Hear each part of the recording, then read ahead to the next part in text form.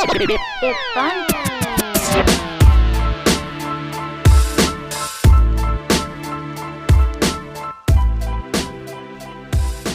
Hey everybody, welcome back to the New York State of Mind podcast. It's your two co-hosts, Danny Kaz and Ben Manna here. Yo, what's up everybody? For everybody that doesn't know, we're actually having a little celebration this episode. It's our big 10th episode. Double digits. We're very excited. You know, not a lot of people can create a podcast, get to the 10th episode. More than you know, believe me. And we're very excited, especially for the next coming weeks. We have multiple new guests.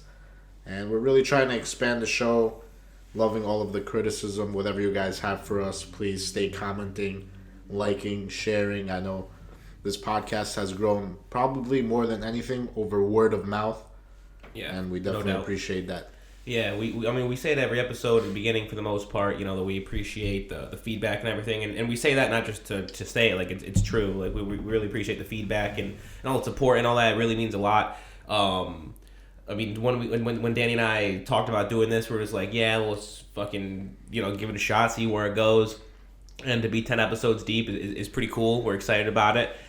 We have no intentions of stopping or slowing down at all. We said a couple episodes ago, we've been saying it, that 2020 we're really excited for. We have some big things planned, and that's 100% true. We're really excited to keep this rolling. Like Danny's just said, we have some guests lined up for the coming weeks. Outside of our friend group, which we're really excited about. You know, it's awesome to have our friends that, you know, we kind of grew up with and matured with and went to school with and got educated with together, you know, partied with, to come on and share their stories and everything, which is awesome, and we love them and we love having them on. But really growing our circle and our network to people that, you know, we didn't know before we started this. You know, spheres of influence. Yeah, that was the term I was looking for. Spheres of influence. You know, which is just a super cool thing that, you know, we didn't know these people at all before. I mean, we still don't really know them. We're excited to have them on and get to know them and hear their stories and you know what prompted them to, you know, we have a one group that already has a podcast that they're doing, and, you know, we want to see what motivated them to start their own. We have another guy coming on who is a mutual friend of a friend who has his own record label. We'll get into more of the details in the coming weeks and really promote those guys that are coming on. But just to kind of tap into their mind of what drives them, what's you know, what success looks like to them, and how they've gotten to where they're at. We want to see their New York state of mind, basically. Yeah, exactly. And, you know, we had no idea that we would be having, when we first started this, you know, 10 weeks ago, we didn't really think about having guests on at all. You know, it was a really small idea that's kind of grown into a little bit bigger. For those of you that don't know, we actually have a few international listeners as well. Gotta love all the mates out there, you know. Yeah, shout out the English listeners. What up, mate? We have someone in Germany. Germany? Yeah.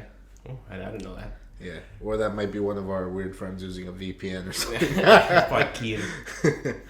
But yeah, it's definitely been a good month so far. It's crazy. Our first month of 2020 is basically over. I hope everybody got over the holidays. It's back to work. And really, it's everything you've spoken about after the holidays in terms of starting your goal. Maybe you're learning to do, maybe you're learning a new skill, maybe you have a new hobby, or just something that you want to overcome from last year. I hope that's working out for you.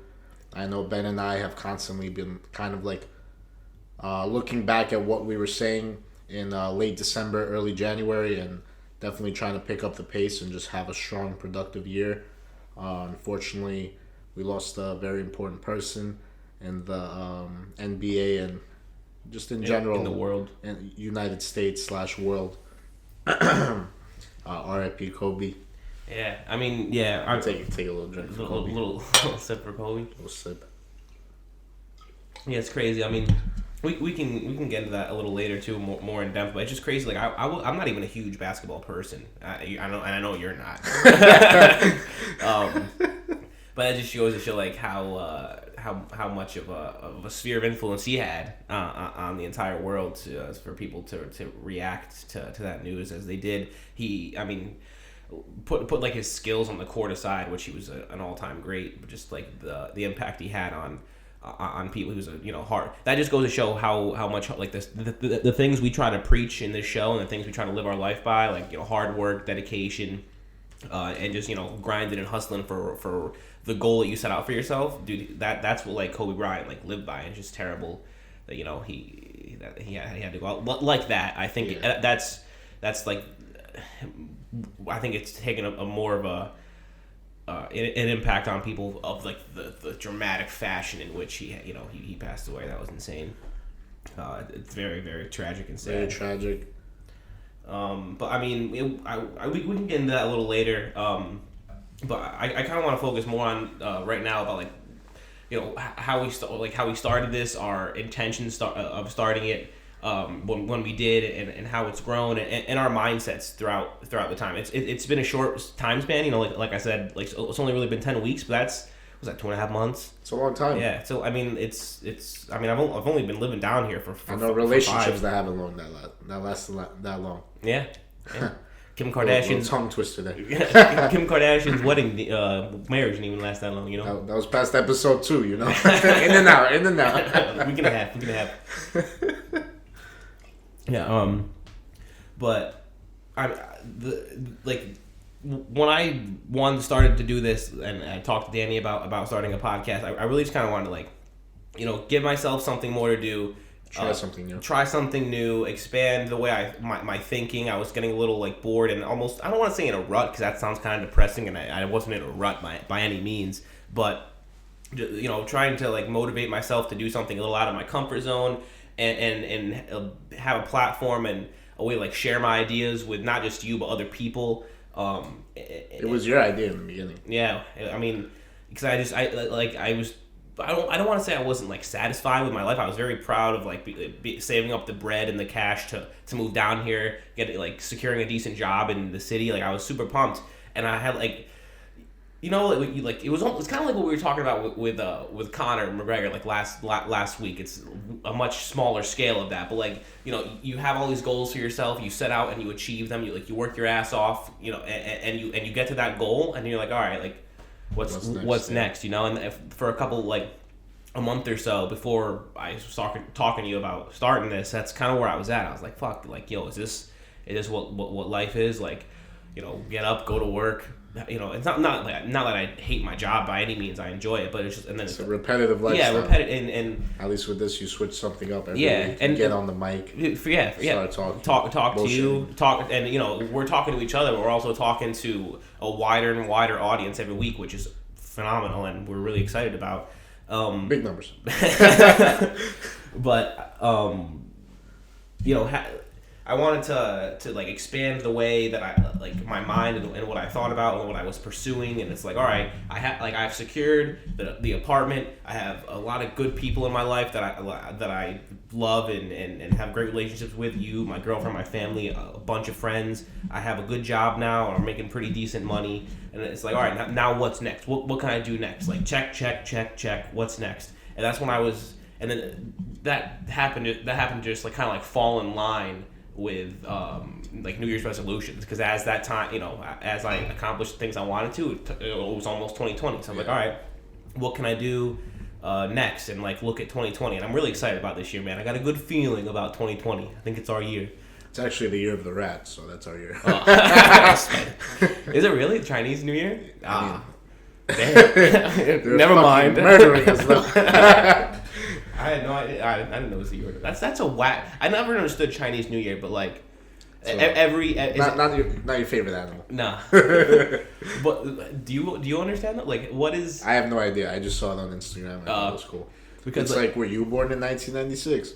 It's your year. And I was like, all right, really? Let's go. Yeah, I gotta look that shit up. I know there's a bunch of different. I don't know. Is it every year is a different animal, or is it is it a cycle of every 10 or 12 years? It's the same. It's on a cycle. You looking it up? See, yeah, the zodiacal rat is the first of the repeating 12-year cycle of animals which appear in the Chinese zodiac. Oh, so it is 12. So there's 12 animals that are year, constantly. January 25th, 2020 to February 11th, 2021.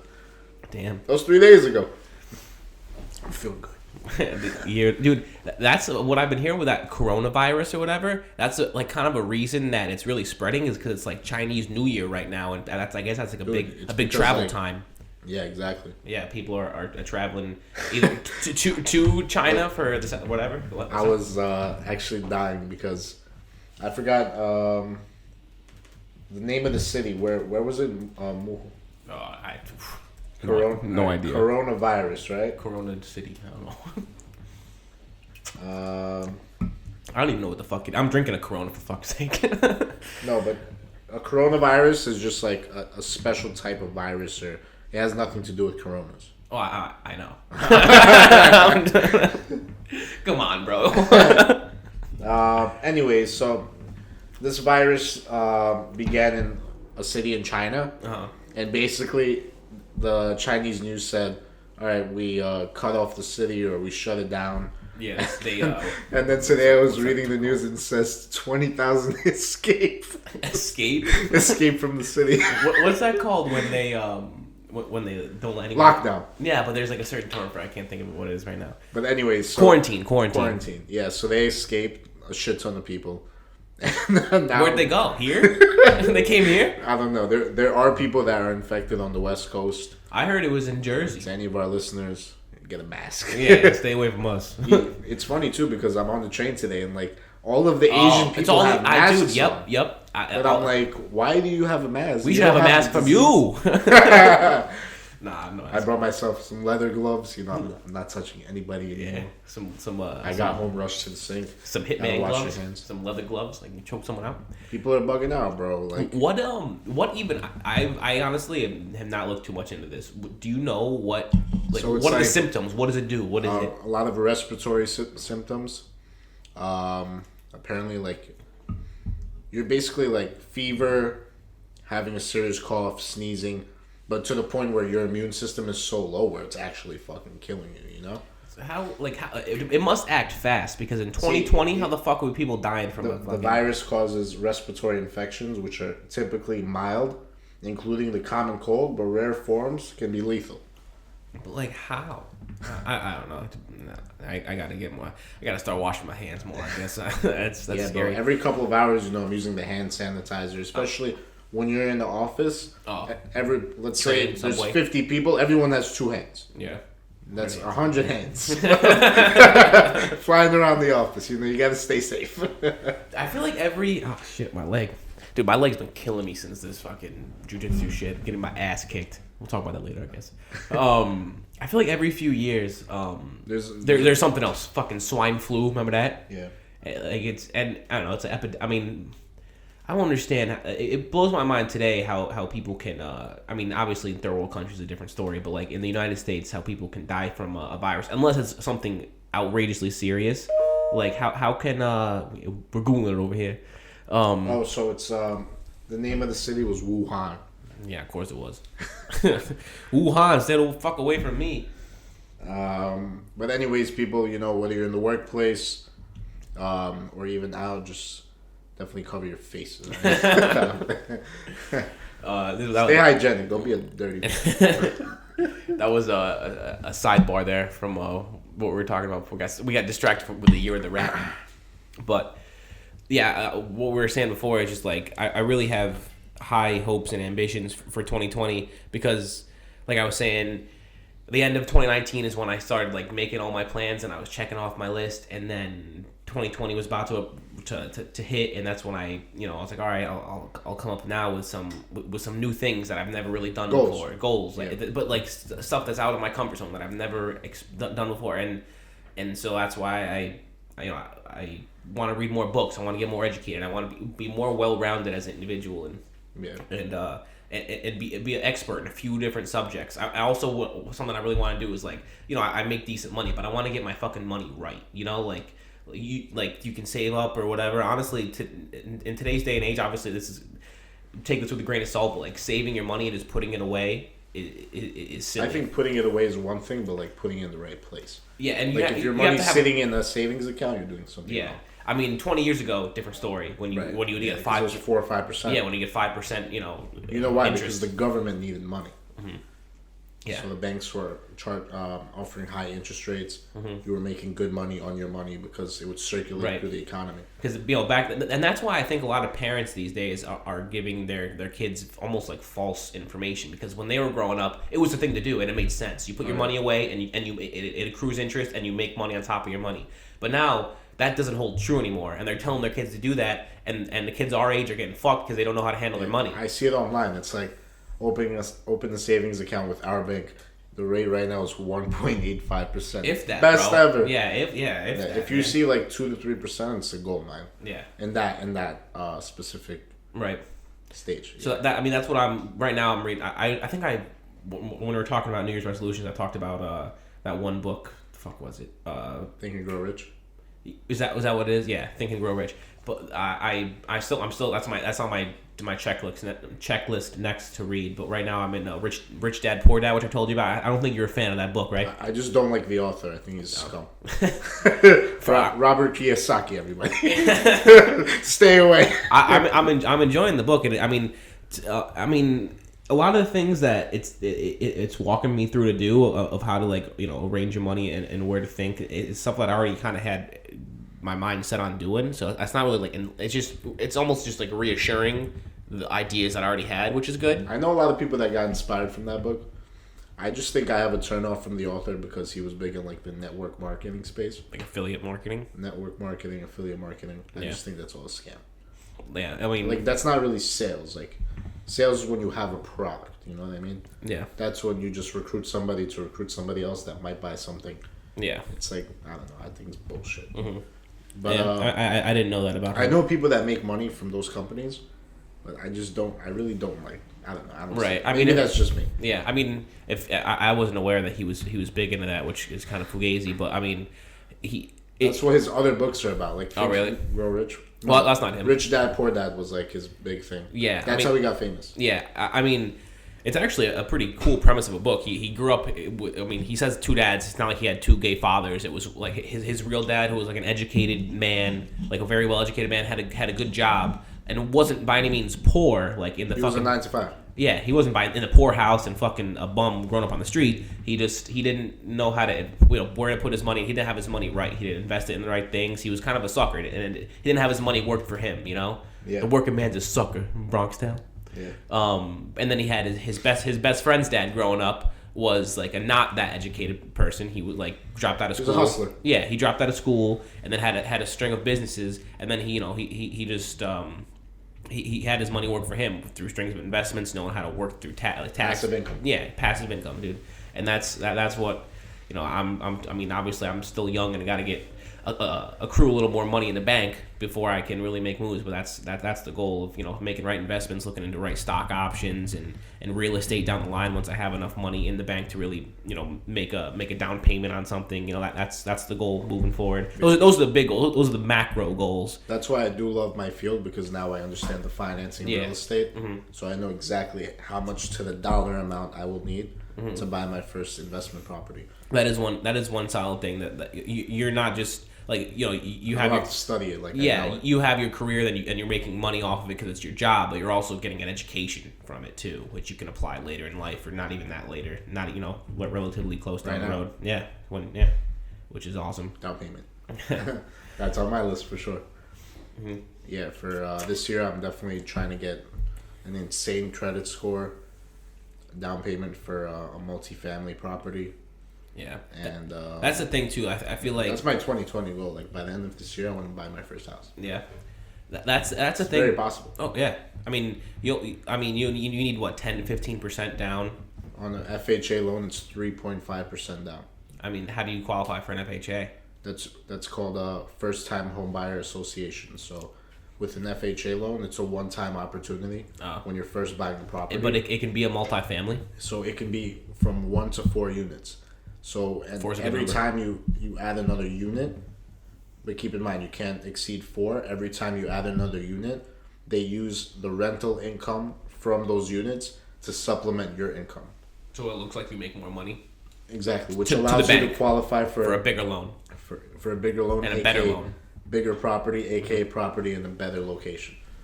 So think about it. Like if you have the right income and the right financials and the right property, you can borrow. No, you can buy a $1 million property for $35,000 plus closing costs, which is insane. What is closing costs usually? Like 3%? It depends. For example, if you're buying in the 5 boroughs, you have what's called mortgage tax. Mm-hmm. So that when you borrow money, you pay 1.8% to the county, which is a lot. If you're borrowing $1 million, that's $18,000 just going to the state. Yeah. And then when you buy $1 million property, there's also something called mansion tax, another 1%. So that's 10. What's the threshold to be considered a mansion property? $1 million or higher? Yeah. Mansion tax. Interesting. Yeah. So this is all stuff that I'm dealing. Right. It's crazy because I don't even deal with mortgages. I'm in the private lending side. I only work with investors. Mm-hmm. But I understand this because this is what my investors have to do to sell a property. They have to make sure it qualifies for FHA guidelines, because since it is kind of supplemented by the government, they do a little more inspections. They look deeper into the property, its history, to make sure that they're not like kind of helping out a person buy a property that's like in complete shit.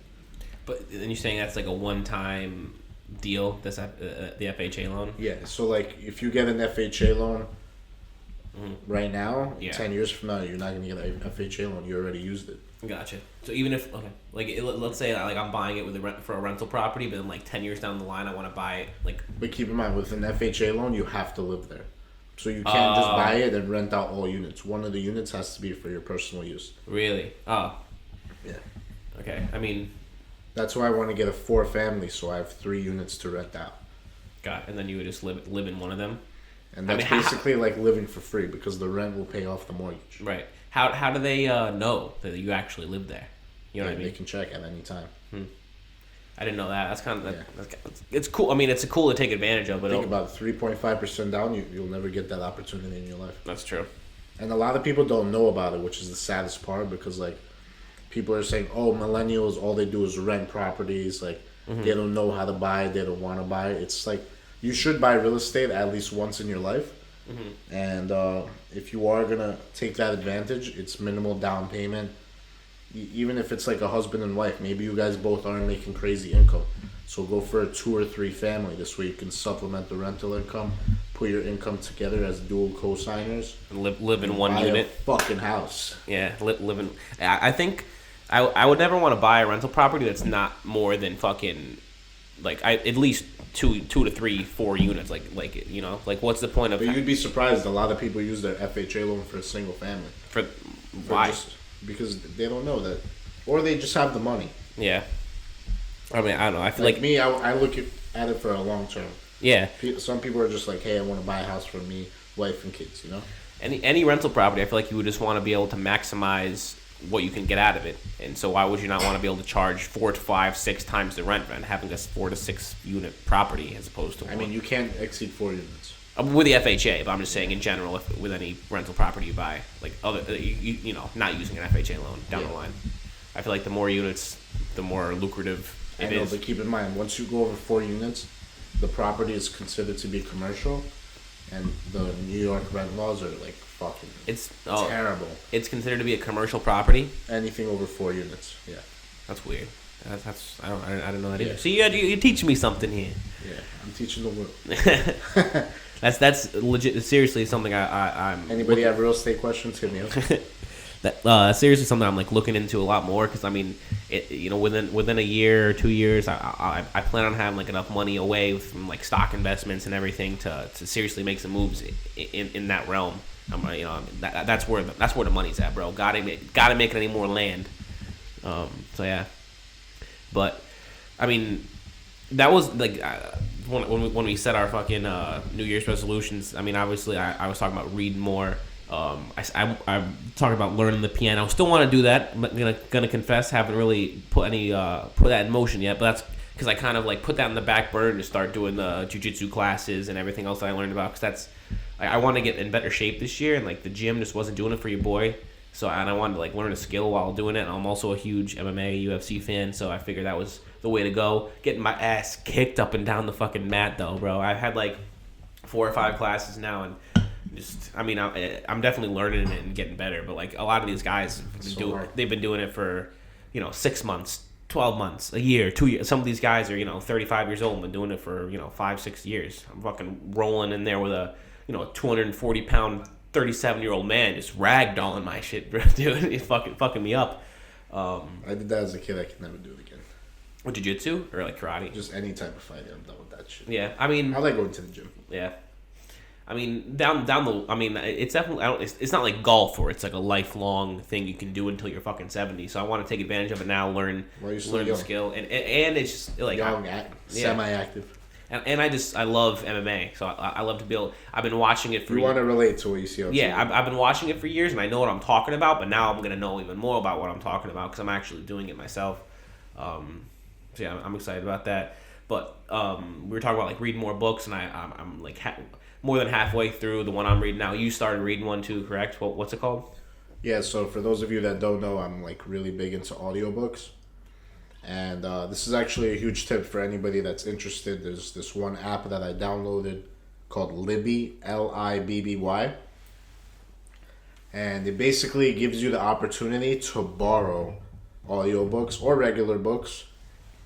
Just in the Kindle version, right? You can like get it as a digital copy. Right, but you can also read it or listen to the audiobook on the app. So you don't really have to download Kindle. Or have a device, whatever. You can just right on your phone. This is a free app, and to use the service is free as well. All you have to do is have a library card. So on my lunch break at work, I went on Queen's Library, the website, signed up, got my library card online instantly, downloaded the app, and by the time I was on my commute home, I already listened to 1 hour of an audiobook. So like this is amazing, I recommend it to everybody. And when you borrow the audiobook, it's the same thing as borrowing a book at the library. You download the audiobook and you have 2 weeks to listen to it. After those 2 weeks, it goes back into the system for someone else to borrow. So there's like a limited amount of audio copies and book copies that you can borrow. And you can actually be put on a list. For example, Rich Dad, Poor Dad probably has 1,000 people on the waiting list, but you can place a hold. This way they notify you when that book or audiobook is available, and you can download it. It's sick. Yeah, because they only have like so many digital copies of the audiobook. It's a free service, so they're not going to be dishing it out like it's candy. But yeah, I mean, you told me about that the other day, and I honestly need to hop on it because, dude, audiobooks, like if you're to buy them though, it's like $10-$12 a pop. It's like buying a normal book. Be a member on audiobooks.com, $20 a month. Like a subscription fee. It sucks, Yeah, I mean. That's a lot of money. I mean, it's still cheaper than like going out and buying physical books. It's $240 a year. Yeah, that's a sounds like it honestly sounds like we're plugging them or like they just paid us little sponsorship. I wish they did, but Libby, what's it called? Libby. Libby. Yeah, we just plugged you pretty hard. Give us a little sponsorship, but yeah, dude, I definitely need to check that out. Unlimited bars. It's like, download the app, but you just need a fucking public library card, right? Yeah, and I did it within 5 minutes. Yeah. Name, address, boom. How long you lived there? I put 2+ years. Yeah, I need to get a Queen's if library. I don't return a book, they never see me again. I don't even know where the library is here, man. You just type in Astoria. You put in the zip code. No, I know. I'll find it online. Yeah. I'm just like, honestly, dude, I need to learn the neighborhood a lot more. I went on a run the other day. And I like ran down. I literally never take a right out of our block. On 23rd, I always go left or straight to Ditmars. I rarely go right. You go right. That's where all the action. That's where that's like Steinway. There's a nice steakhouse. If anybody knows Christo's Steakhouse, I haven't been there, but I will. That's the other thing I want to do now. Like now that I'm getting more established and like I feel like I just go into the city to work and then I come out and then I come home. But so I really want to start taking advantage of learning more of the city, seeing more. It's fucking the greatest city, the biggest city in the fucking world, dude. I got to take advantage of it. And forget about just city, our neighborhood in general. Do we live in a cool Astoria, Long Island Trendy, City? Young people, beautiful women. Come on. I was like last weekend. I went on a run and I was like, yo, this is like I'd never been down. I'd been down Steinway once with you in a car, but lived here for fucking 4 months. I don't explore like I should. I know the neighborhood pretty well. Yeah, I used to go out. Oh yeah, I mean you're born and raised in Queens. I mean not in this part of Queens, but yeah, like I ran by that like that one club. I was like, yo, there's a club right near our apartment, and you're like, yeah. I'm like, yo, we gotta go. It looked pretty cool. Steinway, yeah, because I always saw like Ditmars was like where it's at, but Steinway is fucking. I think a longer strip. No, yeah, I mean it's. Ditmars is like newly established. Like, oh really? Now they started putting all the restaurants, bistros, all these eateries, bars. And it's on the come up. Our neighborhood's amazing. I really, For I anybody really love that it. lives in the hood, come through. Come Yeah, on. I love it. We want to hang out. I really couldn't be happier with the area that we chose to live in. My first new home in the city. The center of love. Yeah, the center of love. That should be on the city sign. Astoria, city of love. What is it? What did you say? Center of love. But what's the name of the book that you're reading though? I forgot. I think it's something about like Pay Your Gains or something. I know the author's name is Chip Gaines, and Gaines is spelled like Gaines. So he's basically just a young. He's like in his late 30s, early 40s. He's from a small town in Texas, and it's a very interesting story. He didn't have a great education, kind of messed up family. He started out with a couple small businesses and then started flipping houses with his wife. And they actually have their own TV show of like about flipping houses in Texas also. Really? Yeah, I forgot what it was called. Yeah, I think I don't remember much because I'm on speed like 1.5 on the book. So I'm just like, I'm letting my subconscious mind take in all the action it possibly can. I mean, you only have 2 weeks to listen to it. So you gotta pump through it quick. But it's all about real estate investing and Not really. It's kind of just like his mindset. And he explains like how some of the dumbest moments of his life led to very successful periods in his life, or like periods where like he learned a big lesson and he uses that every day to day. Like there was this one time where he decided to go to Mexico and he left like two of his friends and his fiance at the time handle all of his businesses. Within the first 2 weeks, like all of his businesses were about to like crash. Damn. Because he didn't teach them properly how to run it.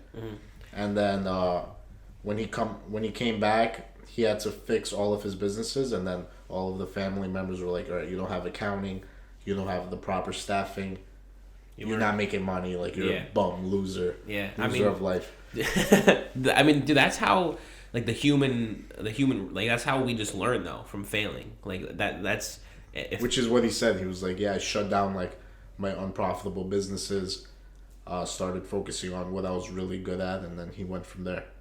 So it's a beast book. I have to probably read it twice. Yeah, I mean, but like, I mean, I haven't even really heard much about it other than what you've told me briefly. It's so funny too because I started reading that because like everything else was taken. Yeah. Like when you get to the library, empty shelf. He was the last book on the shelf, basically. You'd recommend I gave him a chance. Would I recommend? 5 out of 10. Oh, really? That's not good. I thought it was way better when I started listening to it, but then it got like very into the relationship between him and his wife, and I was like, like I'm cool with the whole like husband and wife working together thing, but at the same time, like you don't want to read about it. Where's the motivation? Yeah, that's not why you picked the book. Yeah, and I was like, great, like you're a real estate investor, but like tell me more about it. Sounds Give me like more information. It sounds like the plot of Rocky 5. When he had all his businesses or whatever, and he went and fought the Russian, and he came back and he gave all of his like the rights to his company and businesses to like power of attorney, and then he came back and he was broke. Remember? Was that what happened? That was Rocky 5. He came back and he was broke. Oh, did he? Well, because in Rocky 4 he went into Russia, fought the Russian, then he came back, and fucking Paulie, like his brother-in-law, like allowed the attorney to like handle everything while they're away. Finances. The finances. So he came back and he had to file for bankruptcy. Because the attorney fucked him. Because Paulie was a fucking stunad. But yeah, sounds like the plot of Rocky 5. Worst Rocky movie there was. Tommy Gunn. Tommy Gunn. I actually love that one. I like when they had a ill brawl outside of the diner, like the pub. Yeah, yeah. And then who's the big black dude in the mink coat? What is his name? Something Washington. Yeah. I Carver Washington. Yeah. And then they're like standing in front of the car. He just fucks up Tommy Gunn, and then the guy's like, "Touch me and I'll sue you." Yeah. And then he fucks him up. He lays him. Yeah, he lays him out. He's like, "Sue me for a while." Oh yeah, because he's broke. Exactly. Yeah, it was a plot. That was a great scene. That Tommy Gunn he was a real boxer. Tommy Morrison was the actual boxer. I'm pretty sure I think he died of like a coke overdose or something. The guy didn't end up too well, but for a while there he was like he got that movie because he was like the top boxer around. You're right. Rocky 5 is pretty good. Dude, it was good. He goes back to Philly. He's back in the slums. Yeah. And it's all about rebuilding yourself. Yeah, it's like Rocky. And then he took basically the role of his coach, except the first student he got was a bum. Yeah. That's literally how they say it in the movie. He's a bum. He's a bum rock. He's no good. Actually, yeah, you're right. That's not the worst Rocky movie. The worst one is when he came back and he was an old man. I didn't like that one. I like that one also. Well, what's your least favorite one? You like? Dude, I like. That's them all. where he has his famous speech when he's like, get knocked down. It's not about how hard you hit. It's about how hard you can get hit and get back up, or keep moving forward, or something. Stand back up. Yeah. You're right. That's a good one too. All the Rockies are good. I don't know what I'm saying over here. They're all good. And then that's when he meets that girl. He's like, "Hey, Marie, remember me?" Yeah. That's a sad one, bro. Because that's the one where I said, "See you later, creepo." Dude, because Spider comes back into it. Remember in the first movie when Rocky's a bum still? Spider Rico. He fights him in the first one. Then he comes back in the sixth one. I think he's like a dishwasher at his restaurant, or he works at his restaurant or something. Yeah, you're right, dude. That's a good one too. Bro, we used to watch those religiously in the crib. Me and my cousins. We were like, it's crazy. Dude, the Rocky movies got me to like when I was in middle school, like late middle school, early high school. I was like a huge Rocky fan. Like I was like my number one movie. My dad for Christmas bought me like the set, like all of them, like in like a DVD set, and I think like it came as like a package. It came as like a box set of all of them. I like binged watched them over Christmas break, and I was fucking came back to school, bro, and I like started working out heavy in like 8th grade, and I was like in mad good shape. For a kid in 8th grade, and that was like the first time I ever really started working out was that, and then I kind of fell off kind of hard. My cousin used to like download the montages, turn them into MP3s, and put them on our iPods. Yeah, you work out too. Dude, I could run forever fucking listening to that thing. If I ever run a marathon, that's the only thing that would get me through it is listening to the freaking Rocky theme. I want to go to Philadelphia and run up those steps.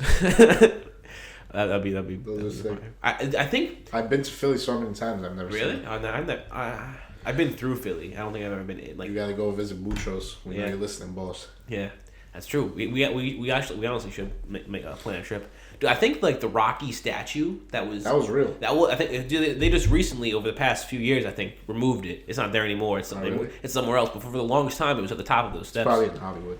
Yeah, probably. You're right. But yeah. I mean, I was gonna pivot to something else, and you have Kobe Bryant up on the screen. I guess we said we'd get into this a little later, but I mean now is later.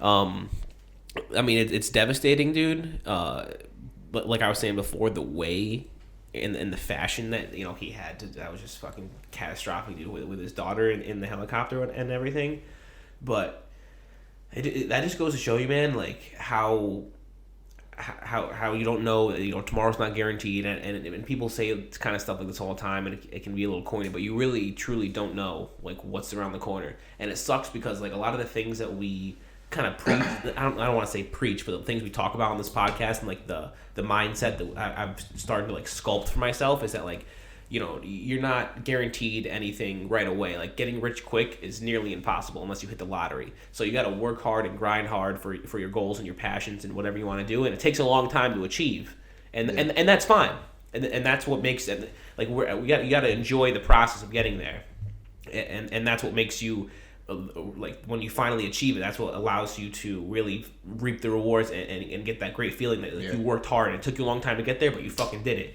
But then you hear something like this, and it's it's definitely a buzzkill. It's very sad. Mm-hmm. I actually read a pretty crazy thing. So apparently, his grandma only went to one of his games in his entire professional career. His grandmother? Yeah, and in that game that was against the Toronto Raptors, he scored 81 points, which was like the record. No, the second record. It's actually right here. I'm not sure. He scored a career high 81 points, the second most points scored in a single game in the history. I was gonna say that sounds like Chamberlain's 100-point game. Yeah, well, yeah. But still, like 81 points. His grandma was there. He was feeling himself. That's a crazy thing to read, Yeah, I honestly, like I said before, I was never a huge basketball person. And I'm a fan. I was a fan of Kobe Bryant, still am. But like I was never, I'm a baseball guy.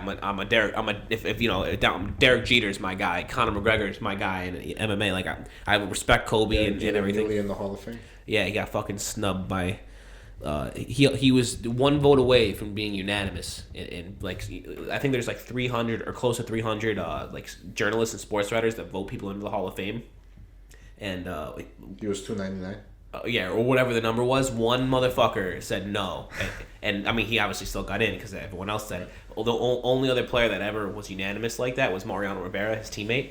But like Rivera was a beast. I mean he was, but like how? Who the fuck? Like how can you go up there and say yeah, like he doesn't deserve to be in the Hall? How can you say no to Derek Jeter being in the? I want to know. And the shitty thing is, no one it's haven't. Anonymous. Yeah, they haven't like turned him in because people would. He'd probably get murdered. He'd wind up dead. That guy, dude. Yankee fans don't play.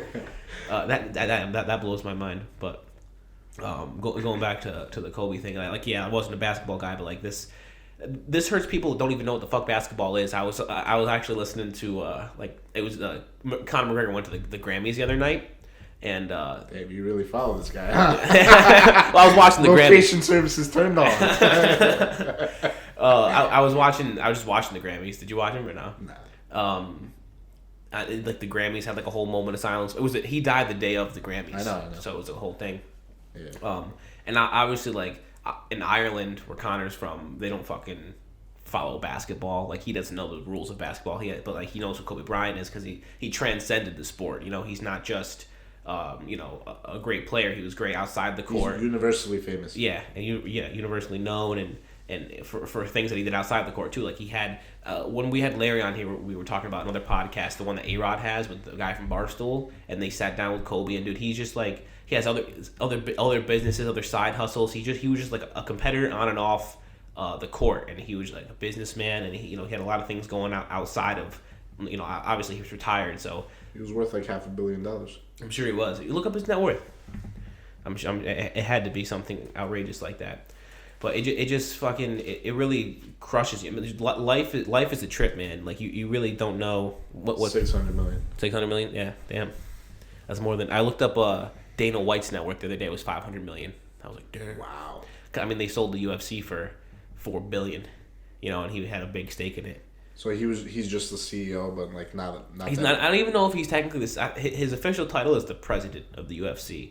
I mean, usually that probably means he's still on the board. Yeah. He sold most of his ownership. Yeah. I think. He definitely still has to have some kind of share or some kind of. He has all the say. I mean, he doesn't though. He's more so now a promoter. The guys that he's like the face. Yeah. Now the people that own the UFC, it's a fucking whole. It's like a conglomerate. It's like an agency. Like fucking Entourage, Ari Gold. How he wanted to buy a football team and shit. It's basically.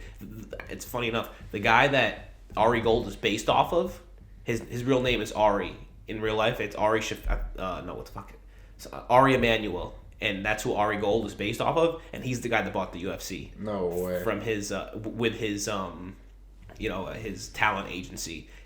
It's like I am fucking WIMGB or something, dude. It's like some look it up. Yeah, it's something like that.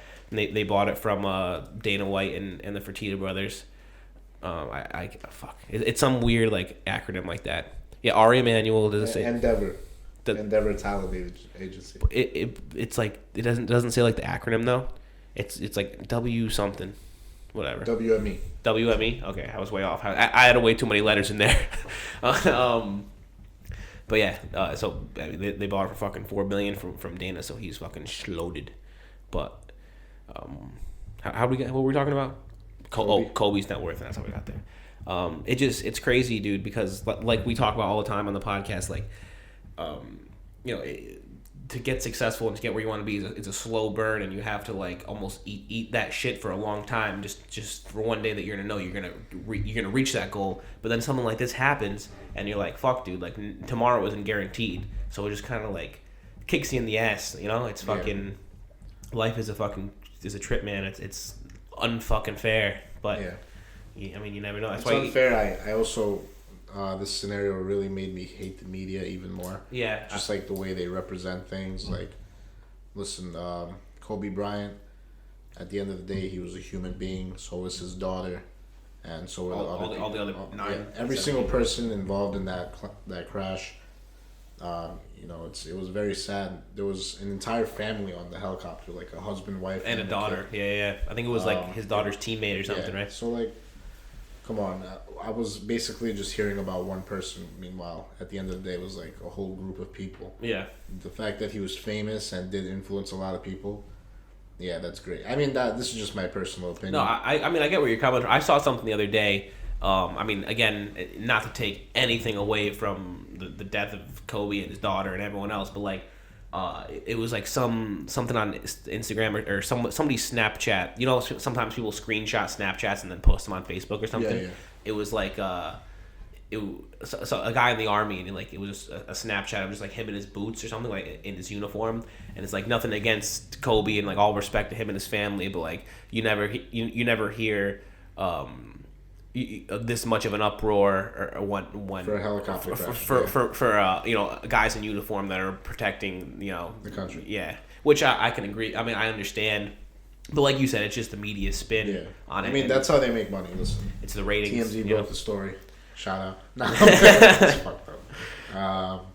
But yeah, I mean, it's we live in a fucked up world, man. Where like, it's hard to sense how genuine something is when it comes to the media these days, which is scary because you should be able to trust the media because that's what they're providing you with information. Like but, even I saw that cartoon. Did you see that? Which was it? So they showed a cartoon that aired in December 2017, and in the cartoon it was a group of kids that were surrounded by a helicopter that had a crash, like it was upside down, and the window opens and out comes Kobe, bro.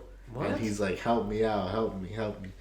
What? Yeah, there's a cartoon like that, bro. From like years ago? From 2017.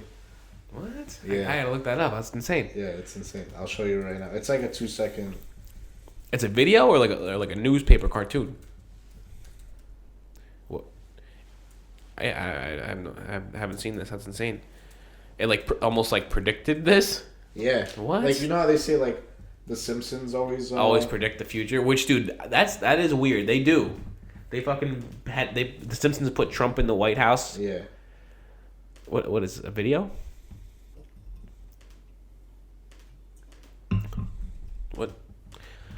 I mean, dude, that's one thing I saw today too was Shaq's response to Kobe's death, and that shit was emotional. Seeing Big Shaq cry like that was sad. What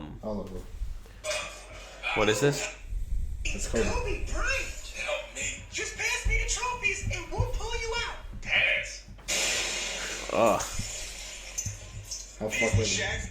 That's insane. I'm not sure if the mics picked up on that or not. And I feel like even when we post this on YouTube, I don't think we can show that when I get taken down for whatever. But it was basically like a quick 10-second cartoon of Kobe in a helicopter. It went down and he was like hurt and he asked for help from these kids and then the helicopter just blew up. And that was from what, 2 years ago? 2017, 3 years ago. Wow, that's fucking trippy.